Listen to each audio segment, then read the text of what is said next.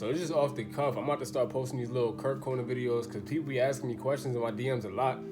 So somebody asked me today, why do I like to be alone so much? And I really sat and thought about it. I'm like, damn, yo, that's kind of like a loaded question for me, but I've always been that way, right? So it's something that I don't even think of. I've always liked to be alone. I've always enjoyed my solitude, and that's always been my peace and my happy place.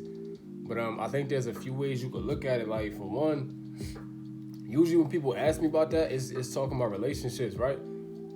And I think what a lot of people fall into is like they try to find themselves in other people, and that's the worst thing you could do. And that's why they be serial monogamous and jump from this situation to that situation, because they don't even know who they really are yet. And it's like, the longer you try to find yourself in other people, the more lost you become.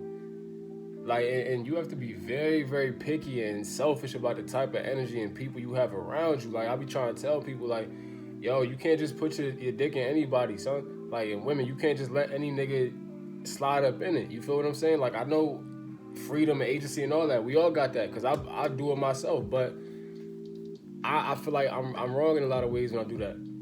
Because I feel like I'll give myself to people who didn't deserve me and who threw me off my course. You feel what I'm saying? Like, this is how you gotta understand.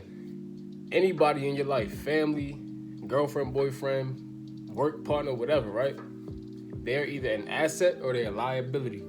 There's no in between, right? People either build you up or they pull you down. And I think too many people, out of fear of being alone, out of fear of being lonely, out of fear of solitude, and fear of being left behind, they allow people in their lives that only bring them down. And the moment that person that brings you down shows a little bit of support and something that makes you feel like it's going to be uplifting, then you fall right back in that trap and you get brought down even further, deeper into the abyss. That's crazy. Like, that don't make sense.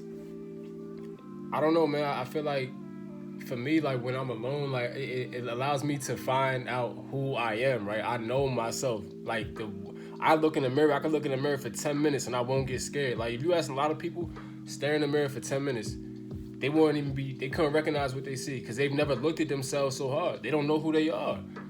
And it's like, yo, and it's deeper than just relationships and pussy and stuff like that. It's like, yo, in life, if you want to achieve anything, right, it takes extreme self-belief, because there's going to be downfalls, doubters, haters, people trying to pull you back. Every day somebody's going to look at you and tell you that you're crazy for doing something that you're trying to do, right? The only way you can achieve anything amazing is by, like, extreme self-belief. That has to be a proponent in it, right? It has to be.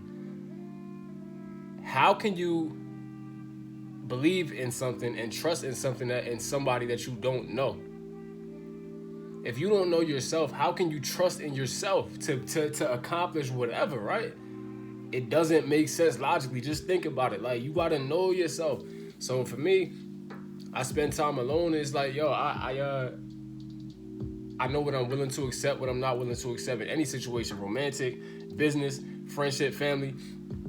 I know what builds me up. I know what breaks me down. I know my triggers. I know my insecurities. I know my strengths. I know my weaknesses, right?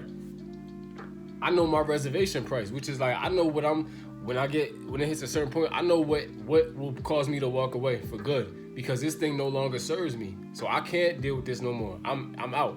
I'm out. That's just, I don't know. That's how it is, man. That's how you gotta think about it. And it's like, I wish more people spent more time alone. Like, and I wish more people were dedicated to like being alone, at least for a while, so that you know what you're actually willing to accept and what you're not willing to accept. And that would save you a lot of, like, heartbreak, a lot of bad situations, a lot of stress. Yeah, and honestly, a part of it for me, like, I tend to push people away and to like ghost people and disappear on them for good, just out the blue, because I notice something that just, like, my energy, I can't sit right with it, right? And I don't know if it's